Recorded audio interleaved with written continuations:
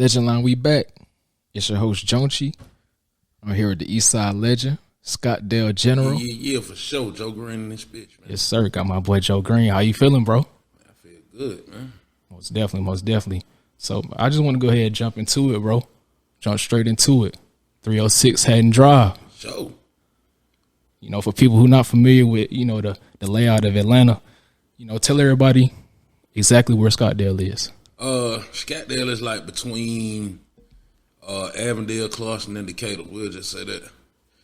And you know, it's always kind of been like the country in the city. You know what I'm saying? So you know, a nigga from the city, but a nigga country though. You feel me? So you saying country like horses, cows, chicken, pigs? Man, we had all that shit when I was young, bro. Like when I was young, bro, we had all that shit. Ain't nobody had that shit. We had chickens and shit around the neighborhood. You feel me? Like we had all that shit, bro. Goats and shit. Are you lying, bro? Nah, I'm dead ass for real, bro. I'm dead ass for real, bro. For sure. Okay. And then 306 Haddon Drive. You feel me? How people living in off of Haddon Drive? Man, Haddon Drive, for people who don't know, that's Oak Forest Apartments. You know what I mean? Shit, man, it's the hood. You done heard of 310, you know what I mean? And my young nigga like, nigga, it's up. Sticks everywhere, nigga, it's still the same from when I was little, nigga. It's up in the fire, man. For sure. So just describe your upbringing. You know, did you come up one parent, two parent household? Man, I say this, bro. I know both of my parents. You know, at a time, both of them kind of struggled with addiction. I stayed with my grandma for the most part. My mama, she ain't really struggle like that, but she did. You know what I mean? My daddy. You know what I'm saying? My daddy was more like my brother, bro. Like, I grew up in the street with my daddy, you know what I'm saying? But, like, he wasn't like my daddy. He was like you know what I'm saying? Like my brother, my partner or some shit, you feel me? Definitely. Most definitely. And so, take us back to, like, elementary school, middle school. What was JoeGreen like in school? I was bad as fuck, man. I was always suspended or expelled or, you know what I'm saying? They always fighting. You know what I'm saying? As far as like middle school and elementary, that's all it was. You know, nigga was with the bullshit fighting, nigga wasn't doing no work, you know what I mean? Nigga just, you feel me? Then he got to high school, that turned to fighting and selling drugs, shit, you know what I mean? For sure. And so, you know, I did my research, you know what I'm saying, watched some of the other interviews, and so I saw that, you know, you said age of 13, that's when you jumped off the porch, right? Sure. You know, Dad threw you that first package and said, go ahead, jump out here. Yeah, for sure. Talk about it.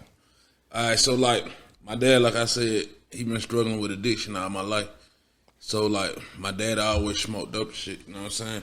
So, when I was, like, 13, you know, I used to be on the daddy shit like, hey, Dad, let me get $5, let me get $10, let me get, you know what I'm saying? So, eventually, you know what I'm saying? Because what I'm not knowing is he an addict, you know what I'm saying? So, he don't have that shit, you know what I'm saying? So, I'm goddamn, bro, let me get. And he just like, shit, bro, you got to do this. So, like, shit, this, you know what I'm saying? If you want some money, I help you get the money, but shit, you have to do this. Did you have like any, you know, positive male influences or like, you know, men who you could look up to? Yeah, my first manager, his name was Stanley Truitt. They called him True, but I pretty much modeled myself after the way that he raised his son and the way that he moved as a family man. Cause you know, before that, I was just in the streets and shit. He was a street nigga too, so I was looking up to him. He had just got out of prison. He kind of had an understanding of what to do. You know what I'm saying? So I was just looking up to him. I just modeled myself after him. Definitely. And I know that you said your father struggled with addiction. You know, talk about the importance of fatherhood and just kind of being there for your son. I mean, I'm going to say this, bro. This the type of shit that did do it for me, man. When I was young, I wanted to play football, right? I wanted to be a football player, and I was good. And I was good at it. Nobody, when I say nobody, like 0 people ever came to see me play. Like, and that shit probably ultimately made me stop playing because I was just so on. And then, like, you know, the streets was catching up and shit, everybody was getting money and I was playing sports and I was like, man, fuck this shit. And ain't nobody supporting me doing this shit, you know what I'm saying? All the support in the streets.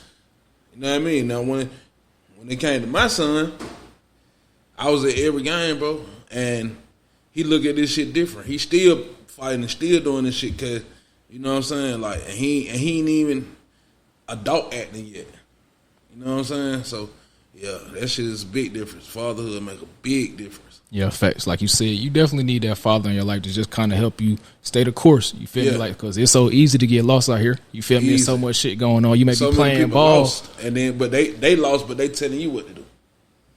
Facts. Facts. You spot on.